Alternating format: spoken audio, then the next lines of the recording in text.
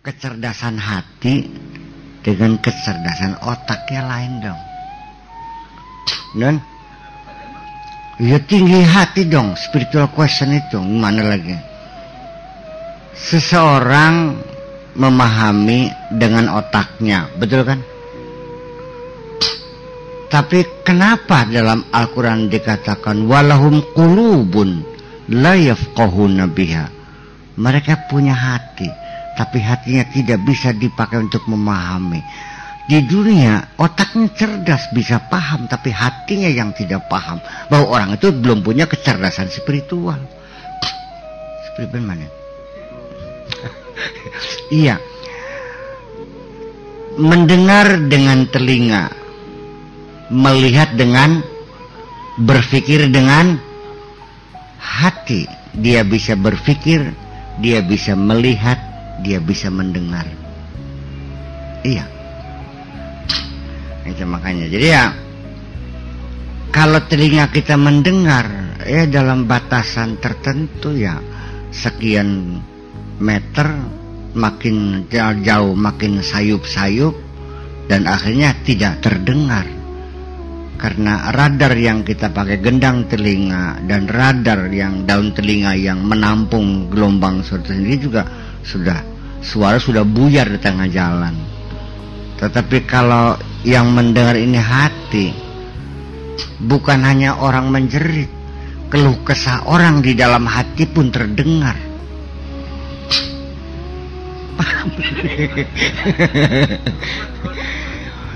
Sehingga apa yang sedang dihayali seseorang juga terdengar. Sampai untuk mengintai apa yang sedang diimpikan seseorang yang tidur itu juga bisa kelihatan. Kenapa? Karena hatinya sudah berfungsi. Iya Mas Evan? Iya, diantara kalian semua baru Mas Evan yang saya buktikan bahwa betapa hebatnya Allah. Ya tapi saya tidak akan berulang-ulang sulap-sulapan dong. Memangnya lagi adu kesaktian. Setan juga kadang-kadang tuh. Enggak ternyata tidak efektif. Ya, tapi ya pendidikan inilah kita bikin sekolah, bikin pesantren nih ya. Ya ujung-ujungnya akhirnya ya saya yang dihormati orang, tetapi Allah tidak dihormati kok. Ngapain? Nanti ya lama-lama saya jadi Tuhan juga akhirnya. Ya setan juga. Ya kan gitu ya wes. Jadi pada akhirnya ya waliyal talataf wala yusyaranna bikum ahada. Lembut haluslah, sembunyikan dalam dirimu, nggak usah kau ceritakan kepada siapapun. Sih? Ya iya, ujungnya kan begitu. Jadi memang iya memang demikian bahwa hati kita punya kemampuan radar yang sangat tinggi sekali. Ya tadi Mas Epeng, ketika orang itu tertidur, dia ngimpi kan. Dalam mimpi kan berdialog kan dengan makhluk-makhluk impiannya. Ketika dia berdialog menggunakan bahasa enggak? Menggunakan bahasa enggak? Bahasa batinnya kan? Mengeluarkan gelombang enggak? Ya mengeluarkan gelombang kok. Sedikit ngobrol asik temen, ngobrol. Pantesan demenan bengen teka mereka. Ya Mas Epeng, lu mau beli? Ini kan jadi persoalan. Ya istilah itu bisa berubah ya. Ya asalnya kan hal semacam itu kan tanpa istilah. Kenapa kita membuat istilah supaya orang paham? Iya kan? Ini namanya apa? Kalau ini kenapa diberi kacamata? Supaya jangan saru dengan gelas. Kalau ini namanya korek. Setiap apa saja yang berbeda harus diberi nama yang berbeda. sesuatu yang mirip, tapi ada sedikit perbedaan, juga harus ada istilah yang berbeda lagi. Sira mandeng ora, tapi masih kedap-kedip, masih mandeng, bakal beliau kedip-kedip melotot artinya kan kah? Jangan dikatakan melotot sama dengan mandeng. Mandeng mana kedap-kedip kan kah? Bakal beliau kedip itu kok melotot artinya. Bakal mata tambah mencilak artinya. Paham beli? Jadi semua apapun juga ini kajian terminologi ya, persoalannya sangat mengasihkan juga sih. Ya iya. Makanya orang tidak punya hati-hati di dalam menafsirkan, menjelaskan pemahaman agama itu rampak lobang saja. Sehingga mana khosyah, mana khauf, mana takwa itu perasaannya pada baya saja. Khauf takut, takwa takut, khosyah takut, wala takut juga, iya kan? Rahbah juga takut juga, ya lain. Lalu dari sisi neurologi sendiri itu begitu perangsangnya berbeda, ya saraf yang bergerak itu rasa takutnya lain tempatnya. Paham beli? Bakal sing nongol ula, gede kuning ulung ati gini. Bakal jebole macan, ning dengkul ngopi aku ngerti beli? Iya, bakal sing metu dongol wewe, memedin jitak meriangnya ngerti beli gini? Beli paham apa sih nama? Ya ini kan persoalannya. Iya. Ya jelas berbeda-beda. Pokoknya sealam dunia Allah tidak buat dua manusia yang sama. Nggak sama. Punya watak yang berbeda-beda. Kenapa kita cukup hanya 25 nabi? Karena satu nabi menampilkan satu watak. Jadi 25 pangkat 25 berapa? Masa perangkat-perangkat atas ya kok. Selawe dipingakan selawe, ping selawe. Itu namanya pangkat kan? Berapa sok nolnya? Oh, berkenger. Iya. Jadi nggak bakalan sama gitu. Di samping hidung orang saja nggak ada yang sama. Mata orang sebenarnya nggak ada yang sama. Kalau ada di make up kayak Gus Dur, kayak Habibie itu di make up itu sebetulnya. Ya dikasih. Ya pinternya orang aja dari juru make up itu ya. Iya, jadi jidatnya dikasih keriput-keriput jadi persis kayak Habibie kan. Sing neleng-nelengnya kan durian. Nah. Iya. Semua. Tetapi otak itu sendiri sekalipun dibuat berbeda, tetapi juga Allah memberikan potensi untuk dikembangkan melalui proses pelatihan, pendidikan dan sebagainya. Bakat itu berbeda dan ada, tapi ketika tidak ada peluang untuk dilatih, exercise-nya kurang, ya dia muncul bakatnya. Banyak orang yang punya bakat melukis, tapi karena tidak ada peluang untuk mengembangkan bakatnya, ya nggak bisa Pak Kri. Saya nggak punya bakat nyanyi, biar bakat musik. Berapa kali saya dari dulu beli gitar itu sampai seremak kayak belum bisa. Iya kan, karena saya tidak bakat gitu. Saya hanya bisa paling melakukan apresiasi saja, tapi untuk melakukan seninya saya nggak bisa. Saya bisa membedakan jenis satu lagu, bisa membedakan jadi sebatas teori tentang musik, tapi bukan pelaku musik saya mau.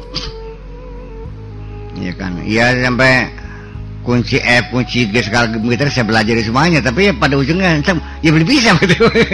Ya kan gitu.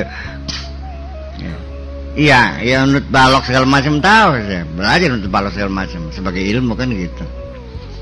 Tangga-tangga nada, ya bagaimana menggunakan karputala, ya teori bisa kan gitu. Ya tapi kalau sudah muslim nggak usah pakai kerputar, udah tang-tang buat Doremi udah tahu ini sudah pasal belum, atau masih falas kitanya itu kan begitu Pak.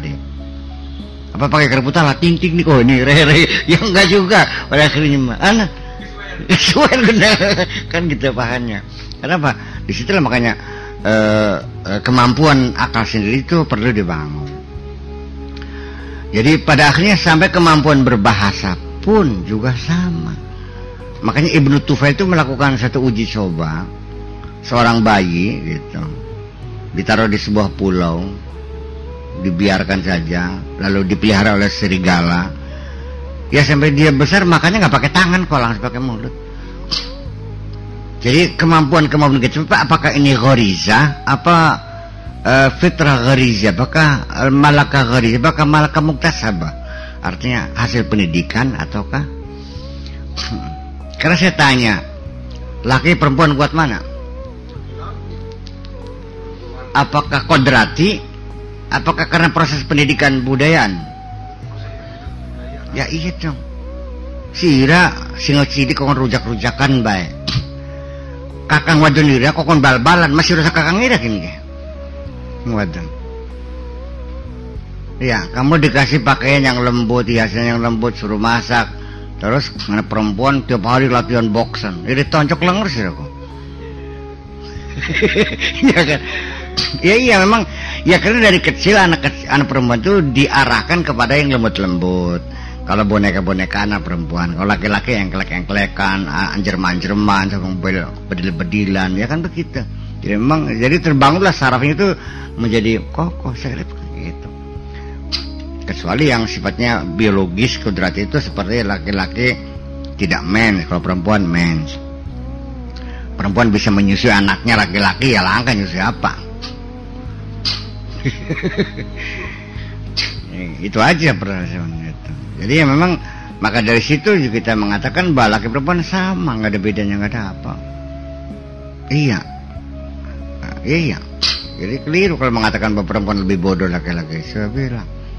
Ya kenapa bodoh sekarang? Ya karena statnya berbeda asalnya. Ya tetap aja ketinggalan perempuan. Begitu.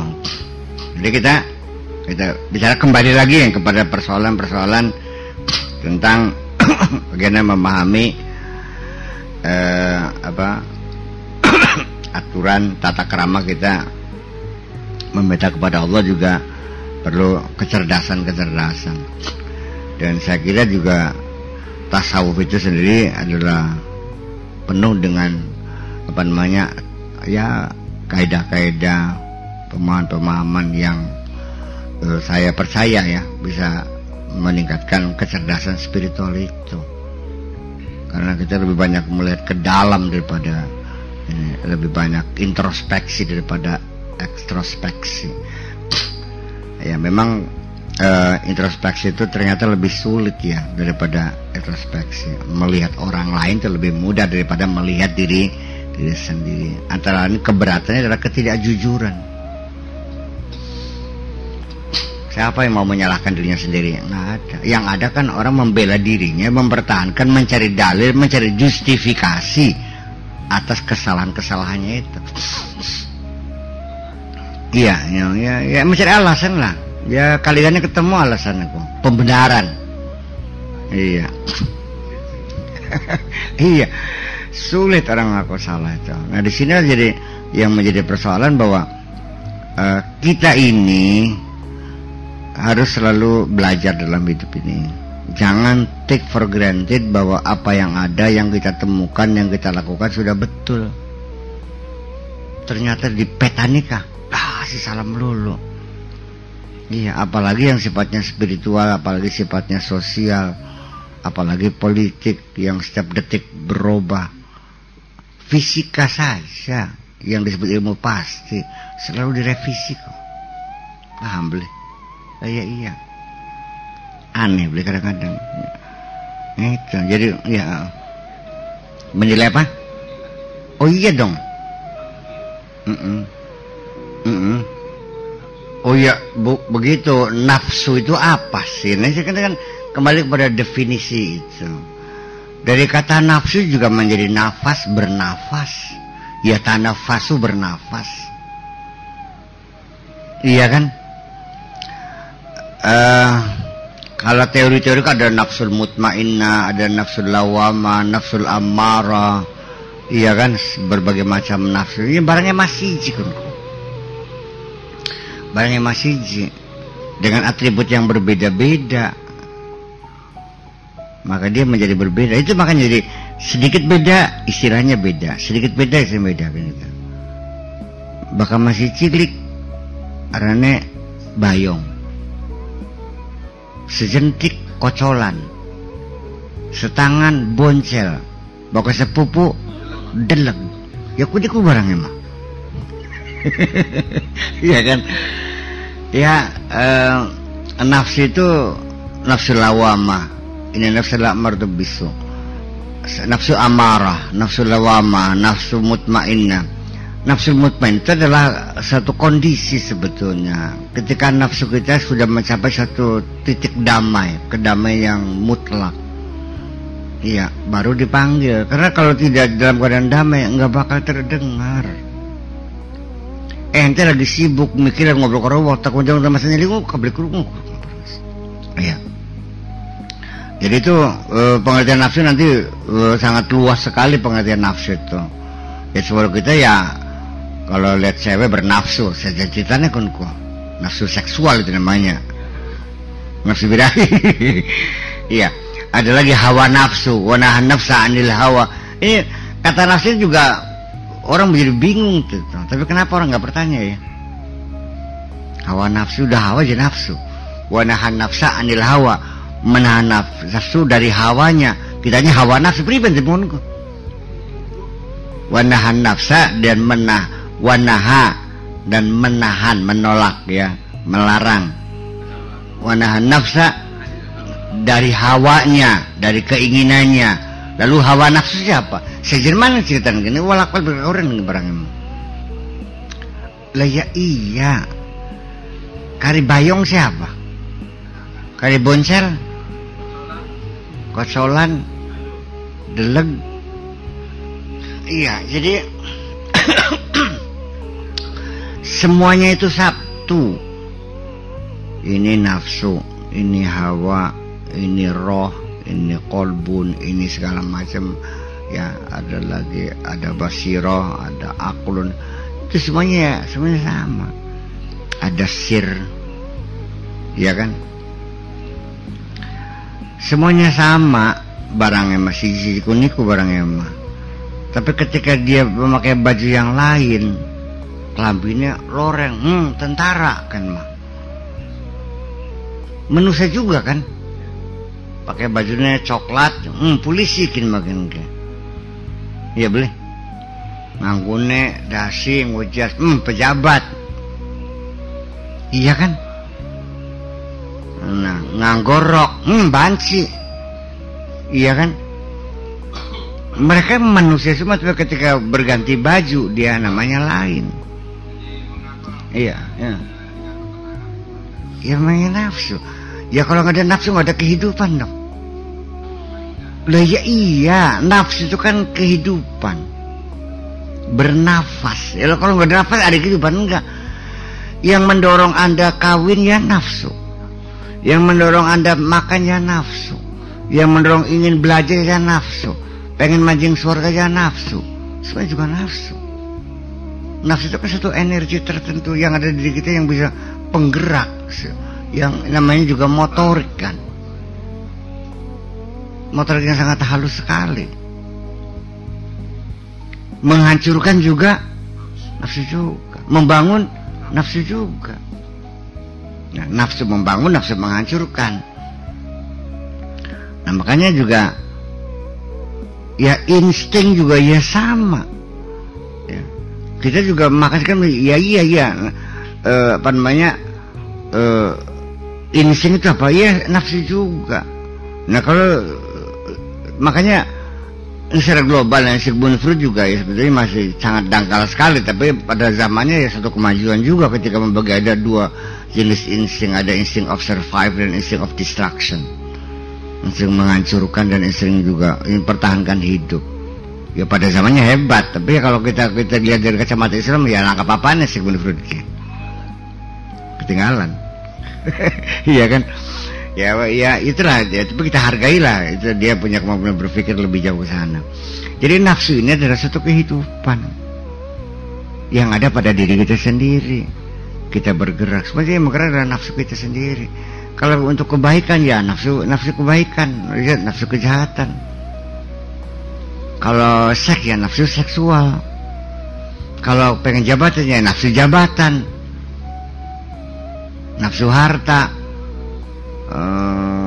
nafsu menyalah-nyalahkan orang saja, nafsu nggak pernah merasa puas, ya kan, marah saja nafsu amarah juga nafsu juga, mencela saja nafsu lawamah, tenang, adem, tentrem, adem, ya kan gitu, nafsu mutmainnah. Iya kan begitu. Berapa banyak sih? Sangat banyak sekali. Manusia kan satu manusia. Baka wong irang negro kon ora. Baka sipit tinggalnya Cina. Organnya ya sama. Jaringan sarafnya ya sama. Ya. Saya kira itu global ya, pada awalnya memang seperti itu. Tapi lalu psikologi itu kan mengalami satu ilmu yang banyak mengalami kemajuan yang luar biasa pesatnya sekali. Sehingga teori-teori Sigmund Freud tentang jiwa manusia ketika anak-anak kan lalu berkembang menjadi satu ilmu tersendiri, menjadi psikologi anak-anak. Enggak psikologi anak-anak. Kemudian psikologi puber ya, psikologi umum dan sebagainya. Dalam psikologi anak-anak sendiri juga kan itu pertumbuhan emosi pada anak-anak juga sangat berkaitan dengan faktor usia, lingkungan dan sebagainya. Bahwa dua emosi yang muncul sejak manusia lahir itu adalah suka dan tidak suka, senang dan tidak senang. Ketika dia sudah kenyang, dia diem. Ketika lapar, dia nangis. Antara senang, enak dan tidak enak. Itu sejak dini psikologi anak-anak itu dari sejak kecil balita sudah muncul dua emosi itu. Nah, emosi-emosi yang lain kapan munculnya? Ya. Pengenalan lingkungan. Emosi takut muncul pada usia berapa? Ya, itu berurutan. Emosi kerinduan ketika dia lama tidak melihat orang tuanya, dia mencari mama papa mana. Ya. Kemudian emosi marah itu muncul pada usia berapa bulan. Sekian. Jadi setiap hari itu pertumbuhan emosi itu dipantau dan average rata-rata menjadi satu ilmu juga, bahwa emosi ini muncul pada umur sekian sampai kepada pertumbuhan saraf sendiri. Ya, kayak emosi itu juga dengan saraf itu akan berkaitan gitu, karena dia akan disalurkannya melalui saraf juga. Marah itu sarafnya lain yang dipakai ketika orang itu merasakan rindu. Lah iya kan gitu. Itu ya Sigmund Freud global, lalu rinciannya kan lebih mendetail sekali dalam psikologi anak-anak itu sendiri. Jadi ya pada akhirnya dan sampai sekarang ini emosi-emosi kita, bakat-bakat yang kita miliki itu memang ada dua. Ada yang ghariza ya, yang fitria yang dari sononya. Ada lagi yang ghariza yang muktasabah, hasil proses pendidikan. Kita berpakaian, makan nasi, bersopan santun, itu adalah muktasabah, artinya yang hasil dari pendidikan dan pelajaran. Nah sekarang yang jadi pertanyaan paling inti adalah ketika kita bertuhan, awasnya, apakah itu ghariza fitria ataukah ghariza muktasabah? Apakah insting bertuhan itu insting dari sononya atau insting karena proses budaya? Fitria dari sononya. Ya, seprimitif-primitifnya orang. Ya, yang belum berkebudayaan tinggi, di zaman batu, masih berburu, tidak pernah mengenal pendidikan apapun, itu sudah dalam gharizanya, instingnya itu mengakui ada kekuasaannya mengatur alam ini. Dasar insting dia minta bantuan akan kekuatan yang tidak terlihat itu kok. Sekalipun nanti namanya berbeda. Ada dewa, ada Tuhan, ada pangeran, ada Gusti Allah, ada yang, ada macam-macam, ada Irons, ada Yehova, ya kan, dan lain sebagainya. Kalau saya mah terlepas apapun namanya, ketika kita mempersamakan persepsi tentang Tuhan itu, ketika sama, ya berarti sama. Sekalipun Tuhan yang kau sebut namanya Allah, tetapi ketika ada verifikasi, ya, ada penelitian lebih lanjut, coba jelaskan Tuhan Allah yang seperti apa. Ketika Anda mengatakan bahwa Tuhan kami sih nurut saja akan kehendak kami, terserah kami. Kalau kaminya mau berubah, ya Tuhan kami mau merubah. Oh, kaminya tidak mau berubah, ya Tuhan kami tidak merubah. Oh, berarti Tuhan yang kau sembah itu Tuhan yang bisa diatur oleh kamu, yang nurut saja. Kalau saya emang enggak, Tuhan saya mah Tuhan sekerapa dewek, belum bisa diatur gitu. Ya selama ini kan orang kan menyembah Tuhan yang bisa yang nurutin saja. Dengan dari innallaha la yughayyiru ma biqaumin hatta yughayyiru ma bi anfusihim. Allah tidak akan merubah nasib satu bangsa itu merubah nasibnya sendiri. Berarti kalau nasib itu merubah, ya Allah merubah. Kalau enggak, ya Allah tidak. Berarti kan nurut, berarti kusaluknya. Ya berarti lain kan, sekalipun namanya sama. Ada lagi, saya juga namanya Allah, tapi jenisnya kelaminnya laki-laki. Oh bukan, kalau Tuhan saya bukan laki-laki, bukan perempuan, ungender, tidak ada gendernya, tidak bisa bukan perempuan. Oh beda. Ketuhan kamu, kalau Tuhan saya punya anak. Oh bukan, kalau begitu Tuhan saya nggak punya anak dan tidak pernah melahirkan, tidak dilahirkan. Bisa saya mengatakan Allah juga, tapi keberadaan Tuhannya yang disebut Allah itu 5 miliar tahun yang lalu. Wah, bukan, kalau saya mah qadim yang tidak berawal. Kan beda nantinya. Sekalipun namanya sama, tapi dia namanya beda, tapi ternyata sama. Iya sama berarti. Anu wong gulati Imam Syafi'i, langka jana bisa tarsono, bocah rambutnya keriting, bisa ceramah, ngejene pinter, asal sing suka selamat, Rabbi yang udah kucet, ya kuku tarsono ya padam, mau tarsono mau Imam Syafi'i ya mau kunik kujet, paham gak kira-kira? Ya iya. Apalagi itu nama yang berbeda, nama yang sama juga pengucapannya nggak sama. Ana sing Allah, ana sing Allah, ana sing Allah, ana Allah, ana Allah, ana Allah, ana Allah. Nggak ada urusan berbeda-beda aja, nggak ada pelok apa cangkem lagi. Dari situ kira-kira jadi, non? Iya pelok kan? Ya iya, jadi memang pada akhirnya ya itu. Nah, saya sendiri mengikrarkan bahwa Tuhan saya adalah namanya Allah juga bukan hasil penemuan saya, ya kan? Yang mendeklarasikan kan Kanjeng Nabi Muhammad namanya Allah tuh. Ya udahlah kita percaya namanya Allah, udah kita bakukan namanya Allah kan gitu. Mau Anda bilangkan Allah, mau ilahun, mau Rabbun juga terserah saja. Ya ilahi, yang mana ilahmu? Yang ini ya pada kalau insyaallah itu barang mah. Ya Rabbi siapa kalau ini? Ya yang wujud kita pokoknya iya pada berarti gitu aja. Itu kan jadi jangan aneh bahwa nama berbeda ketika sifat-sifat substansinya itu sama, ya berarti dia sama. Ya kan begitu. Sekalipun namanya sama tapi hal-hal yang substansialnya berbeda, ya berarti beda dong.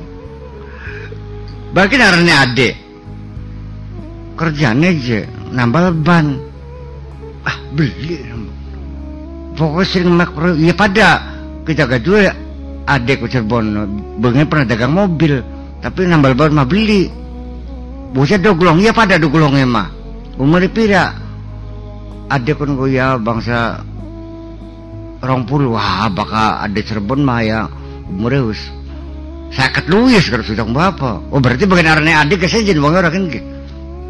Arane pada ada nih wong sejen. Arane sejen wonge pada ya ada.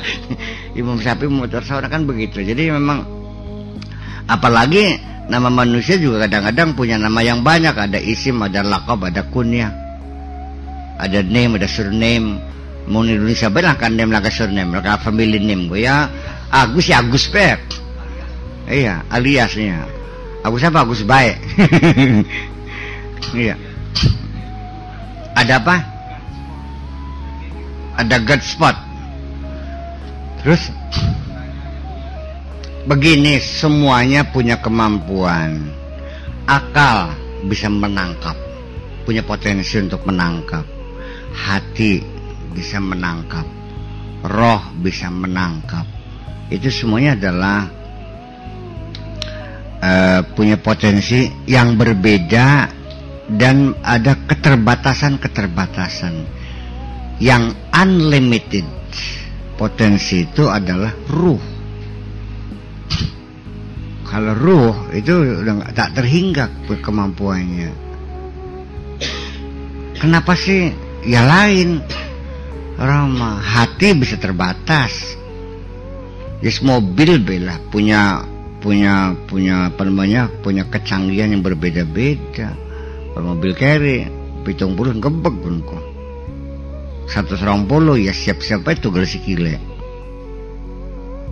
Iya kan, pindah lagi mobil apalagi BMW 160 tenang aja. Rolls Phantom 200 tidak masalah.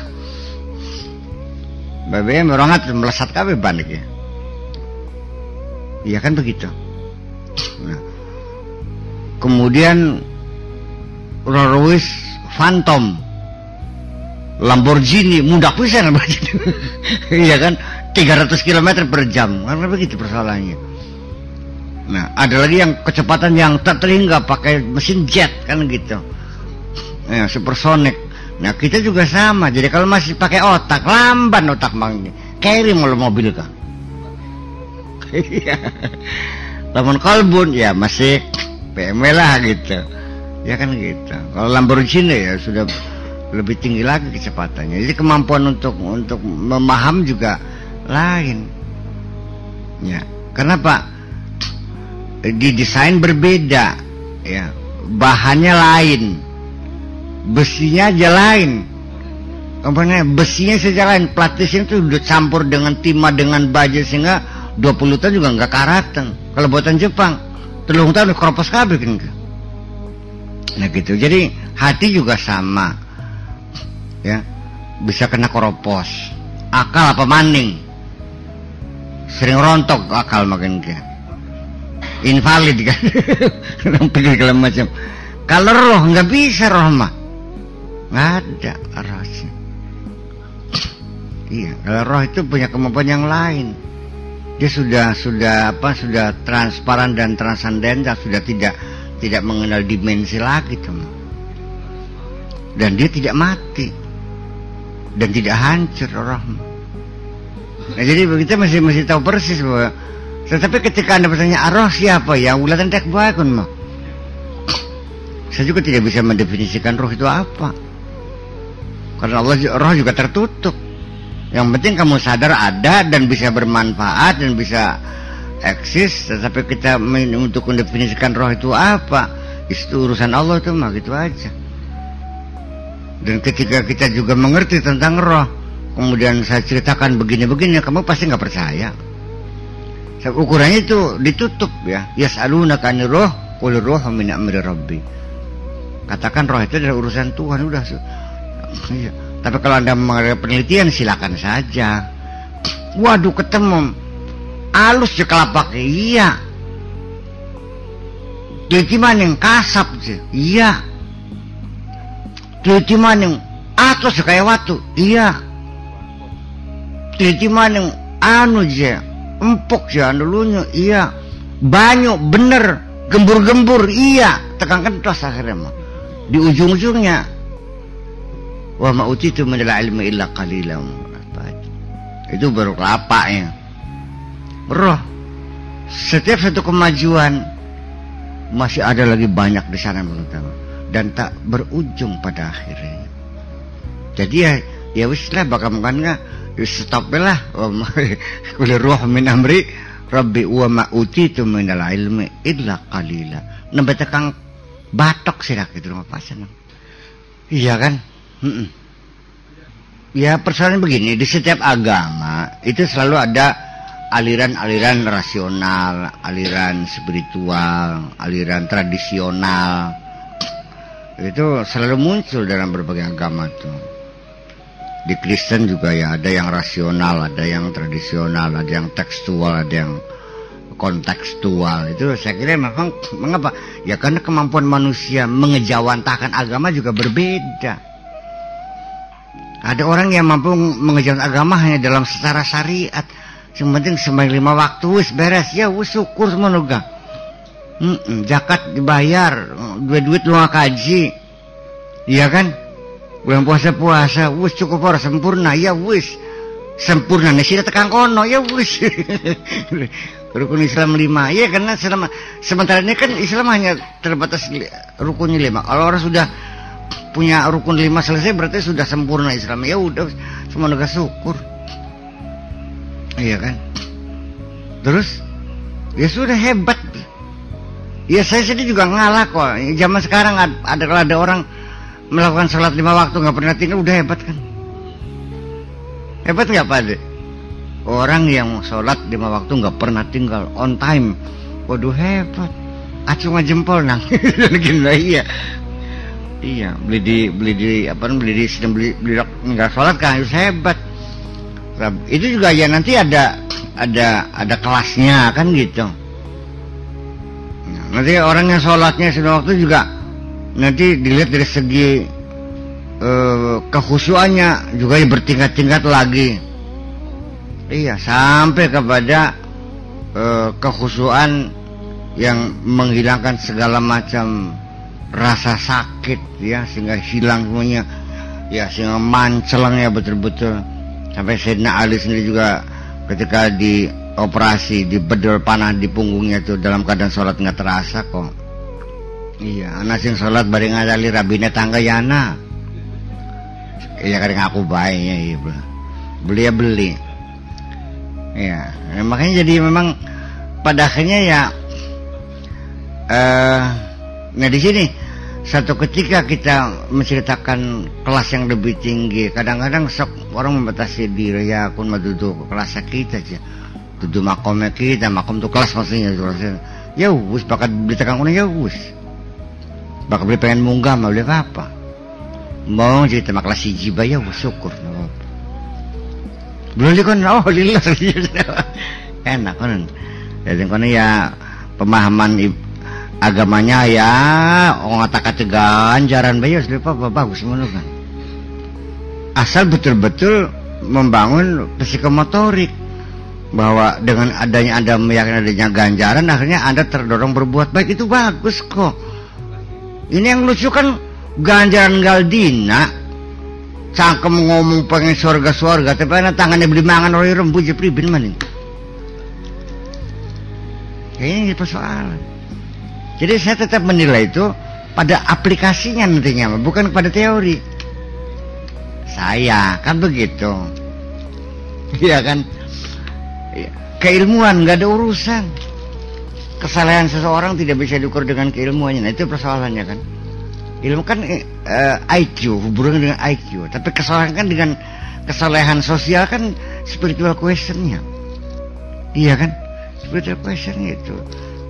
Nah nanti kalau sudah spiritual question itu emotional question. Kalau spiritual questionnya sudah mempunyai kedudukan yang lebih tinggi lagi, ya dia punya kecerdasan yang sudah nggak pakai otak lagi loh.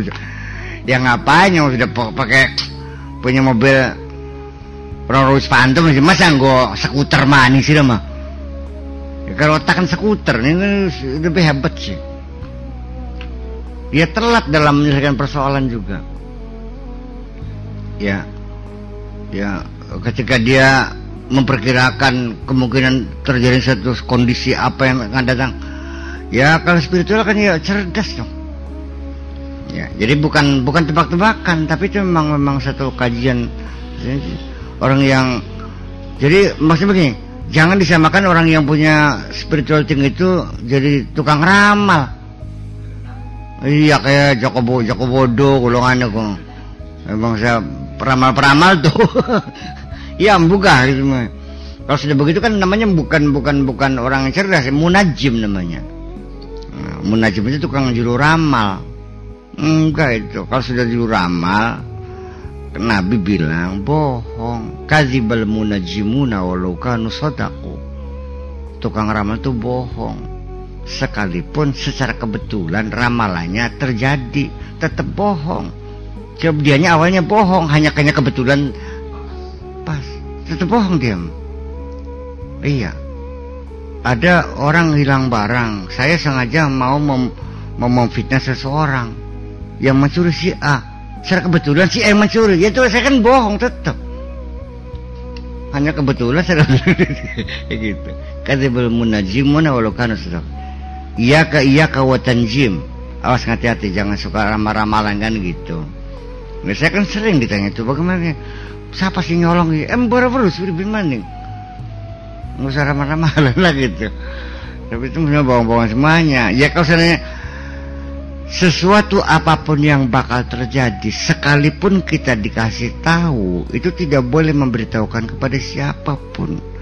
Karena itu secara khusus diberikan hanya untuk kamu, bukan untuk orang yang lain, dan kamu tidak boleh menceritakan kepada siapapun. Paham beli? Dan mesti ada burung bus dua kecerdasan spiritual burung baca garap mati di mana kena saya garap mati kon saya dan saya mah nggak boleh dong. Iya kan?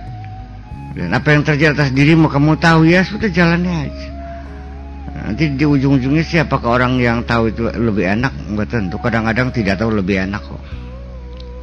Lamun kita weru garapan oli iwak sembilang belenak mancingnya. Barangnya enaknya karena beli weru mut, waduh detek kok, sangat menyenangkan sekali. Memang tidak tahu, tapi lucu. Kalau saya nanya jin nawarin Pak Kiai, saya ambilin ikannya, ya duduk mancing kemarin ngawud. Hilangkan apa? Jadi memang kita harus melihat bahwa kehidupan yang indah yang seperti ini, yang ada kejutan, yang ada iya. Jadi jangan dikira bahwa kemiskinan itu penderitaan, tidak kok. Ada keindahannya juga. Benar. Banyak orang merasa bahagia ketika dia miskin kok. Mulai sengsara ketika dia kaya, kan lucu jadinya. Iya. Jadi makanya saya berusaha berulang-ulang bahwa yang membuat kesengsaraan adalah bukan kemiskinanmu, tapi karena kamu tidak menerima jadi orang miskin. Ya kalau orang terima miskin versi. Orang miskin dia menerima jadi orang miskin, dan dia menyikapinya, dia menerima, dia menjalaninya. Selesai kok.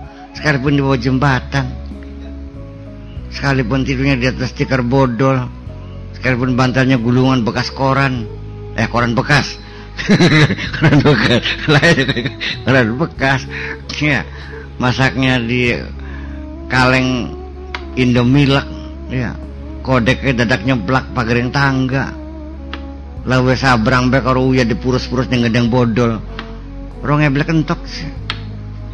Iya. Tapi kalau dalam puasa, iya. Kalau saya mah bikin bandrek, bikin bajigur setiap malam Sabtu, goreng bolet, goreng jambu, bukan untuk tolak bala. Sambil wiri jelelet, ya kan gitu. Ya, dan uangnya lagi ada. Kalau nggak ada, mah ya dari mana, gitu. Jadi ya pokoknya anak kopi, anak bahkan jadikan rasa haus itu, mendorong mereka untuk berdoa. Nanti yang menolak bala mah ya mereka, ya kan gitu, bukan jaburannya. Masa gue selalu disorok-sorok boleh sih sama Cilik temen. Iya. Emang gak ada. Saya begini, mekanisme dalam kehidupan itu, bahwa belai itu aja digulati, teka mangsa wurunga. Dan Allah sudah komitmen bahwa kamu pasti akan ku coba.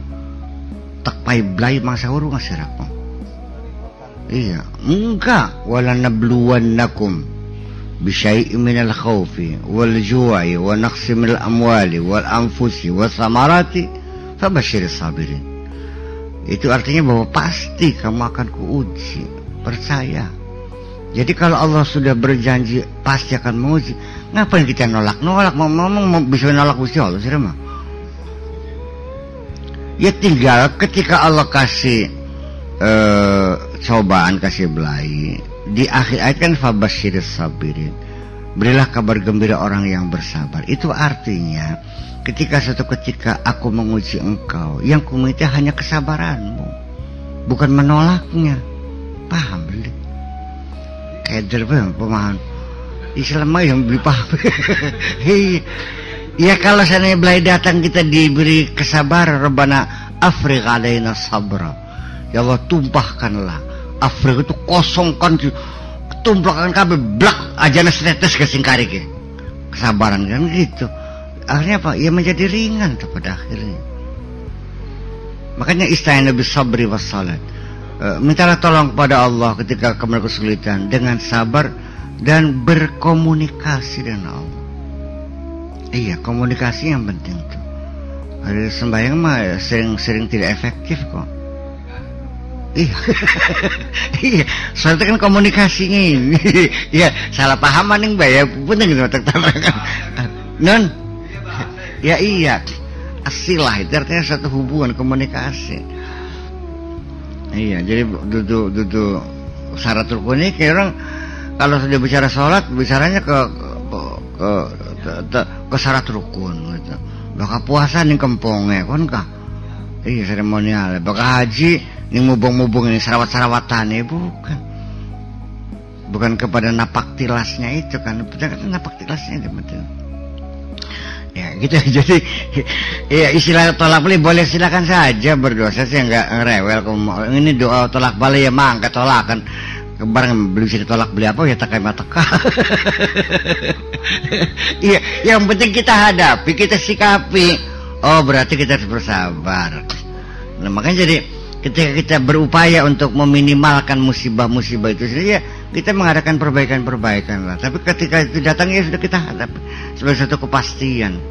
Jadi jangan menghindar daripada itu, karena pada saatnya Allah itu memberikan belai kepada kita, tidak selalu itu kita simbolkan sebagai satu azab, tidak. Sebagai bentuk kasih sayang Allah juga. Diuji itu bukan kekejaman, dalam rangka untuk meningkatkan kelas. Yang pengen buka kelas loro jebong diuji si priben. Pengen munggah beli, munggah ya diuji dia kan masih beli diuji maning. Mana munggah anda, perasaan ada cing baik. Munggah kelas telu diuji maning, bakal beli lu siang kelas telu konon beli.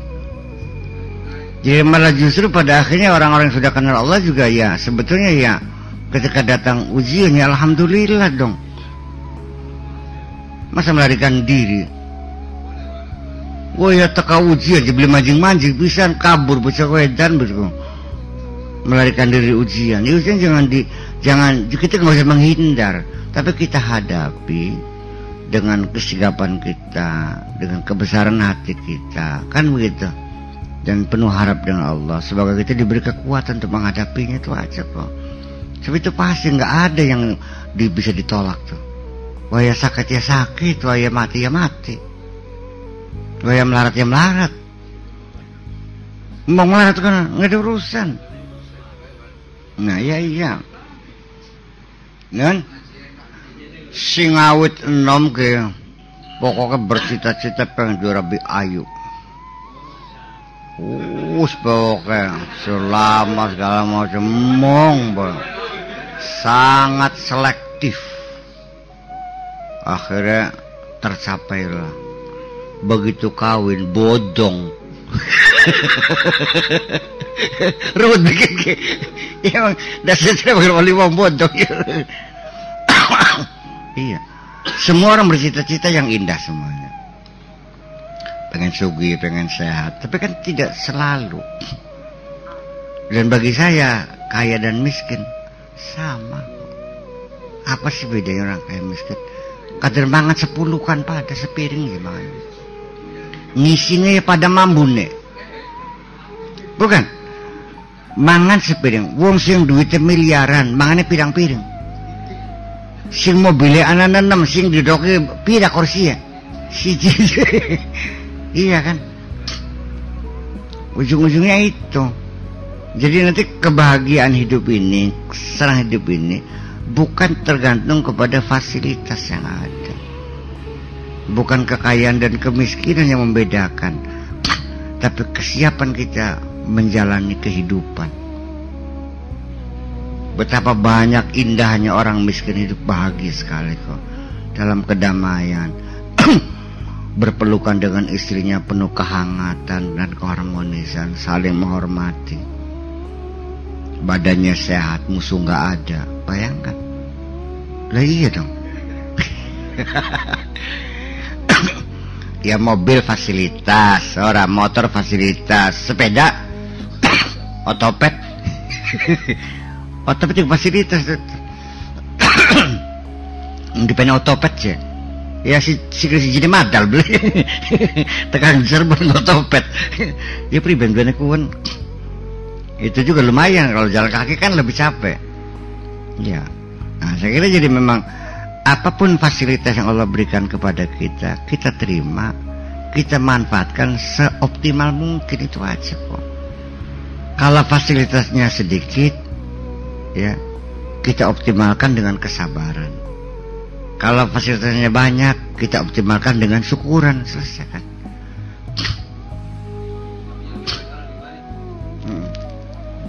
Saya kira ya bisa terjadi. Ya bukan. Jadi memang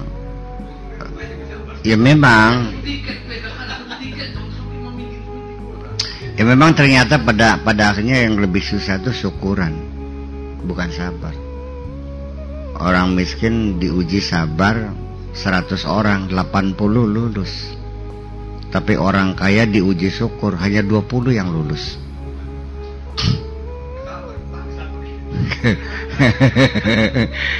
Ya memang sabar itu pada awalnya muncul dengan melalui proses pendidikan juga. Makanya kalau kita belum sabar ya disabar-sabarkan dong. Aduh jadi sabar, jadi sabar-sabarkan sih. Susu gak jadi sabar. Iya, makanya ya ayyuhallazina amanusbiru wasabiru. Wahai orang beriman, bersabarlah, wasabiru, lan disabar-sabarakan. Suwe-suwe bisa sabar akhirnya sih. Jadi kenapa? Karena kita ada keinginan untuk bersabar, maka juga potensi adaptasi yang ada pada diri kita juga dipercepat. Iya, adaptasi kita ini dipercepat, kemampuannya dinaikkan untuk beradaptasi. Ya, jadi artinya bahwa kemampuan beradaptasi ini kan juga berbeda-beda potensi itu. Ya kalau adaptasi bau sih hidung kita memang semuanya hampir sama. Adaptasi hidung, masuk ke WC bau pesing 5 menit lah. Sewisan dekem, sesuatu hilang bau pesing kah? Karena apa? Hidung kita sudah beradaptasi dengan bau pesing itu, sehingga kita tidak merasakan lagi mual-mual lagi, udah terbiasa. Ya, kita pindah ke rumah di pinggir jalan kereta api. Memang minggu pertama kita tergagap-gagap gitu. Waduh. Tapi setelah 1 bulan 2 bulan, ya tidur kita nyenyak kok. Bahwa kita sudah mampu beradaptasi. Itu yang seperti itu. Nah dalam kehidupan, kita tadinya kaya, tiba-tiba jatuh miskin, dagangan rugi, segala macam berganturan, semua kebakar. Nah ketika kita miskin, kadang-kadang orang tuh tidak mampu beradaptasi, seumur hidup sinting kan. sadina-dina nangis bae bertahun-tahun si priben mana. Ya artinya kalau sudah setahun kan bisa nyengir maning kalau kan dia. Iya, mangan das petak maning bisa maning. Itu yang saya maksudkan. Mobilnya habis ya udah jalan kaki lagi naik mobil lagi. Ya, ini kan alasan yang malu, yang gengsi. Itu kan berarti dia tidak mampu beradaptasi. Kenapa tidak dicuekin aja kata orang gimana? Urusan apa orangnya kamu mobil sudah nggak ada, memaksakan pakai mobil. Iya, kata Riono ke mobil entok, waduh ngenes. Ya wis yang laku beli. Oke. Mengadaptasikan diri dari kehidupan miskin kita dipindah ke kehidupan kaya dalam kehidupan kemiskinan. Banyak yang lulus beradaptasi, tapi yang sulit dari miskin menjadi kaya sulit yang bisa beradaptasi. Langsung sekarat gitu. Iya. Orang kaya baru lupa diri. Iya, kata diundang tanpa disebut bapak beka, belum jawab. Iya kan? Sampai ketemu kah?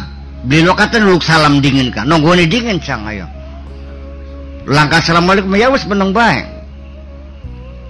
Masya Allah. Bayangkan, orang masuk tanpa mengetuk pintu diusir. Suruh siapa masuk kamu? Keluar lagi, ketok pintu yang benar. Ya Allah ya Rabbi, subhanallah. Itu perilaku. Dan saya tahu persis perilaku manusia. Di zaman sidang kalau wis sugi mangkonon tak tuh aja sugi maning sih aku. Iya kan? Kan membuat kerusakannya sendiri.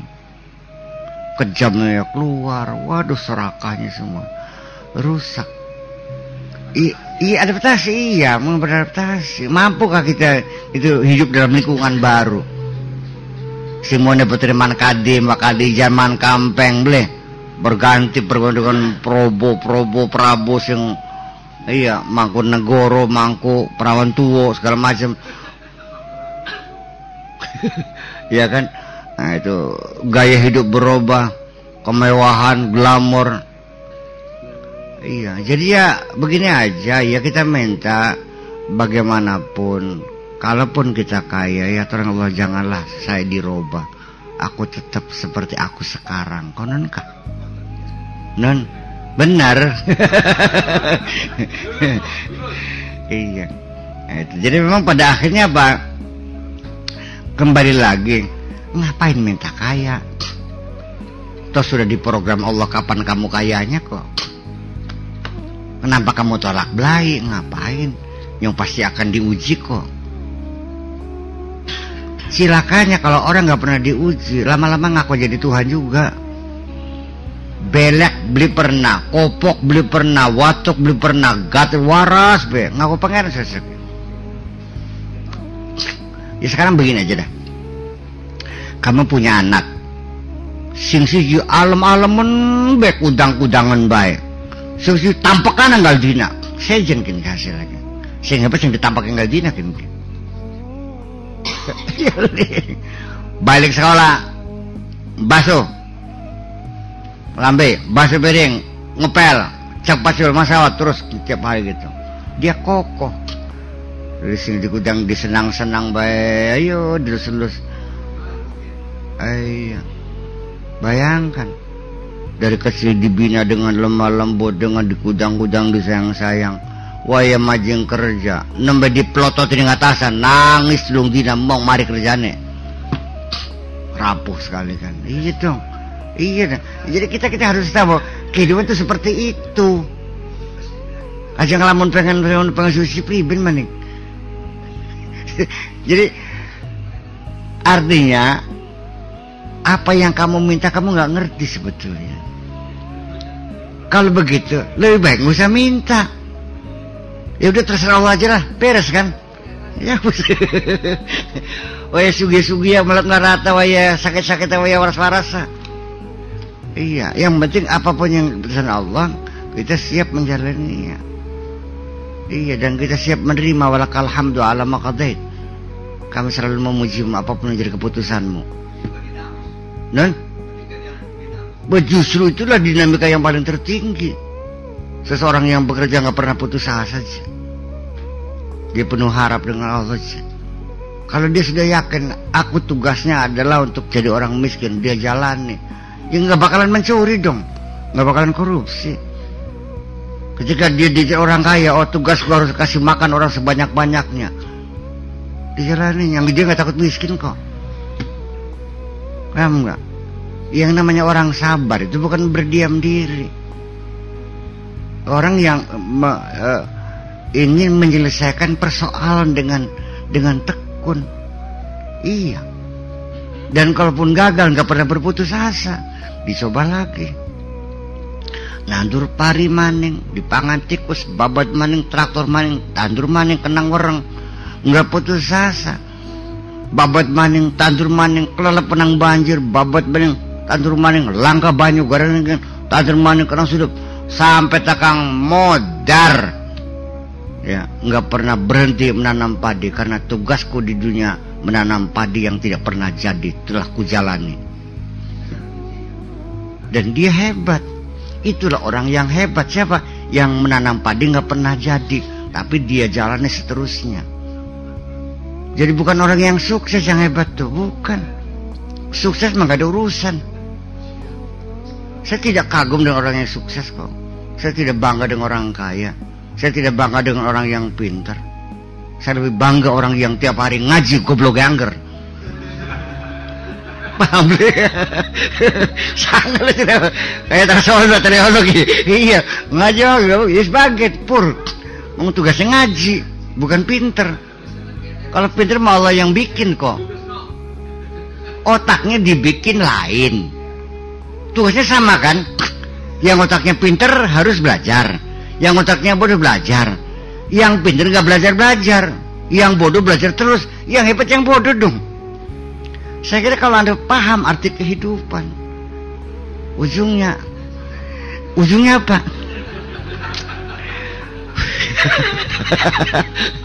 Entena bakal ngerti urip ke ujung-ujungnya. Duh, balik bae beli kiyong, bagus paham mah. Ujung-ujungnya mah iya. Gak ada dolanan kabeh ke. Iya. Ketika Anda seperti titik nadir memahami kehidupan adalah main-main, pengen pulang kok. Kapan Anda bisa mengerti ketika Allah mengatakan innamal hayatud dunya laibun wa lahun, bahwa kehidupan itu adalah main-main dan senda gurau saja kok. Sih, terlalu serius burung. Ya iya pulang.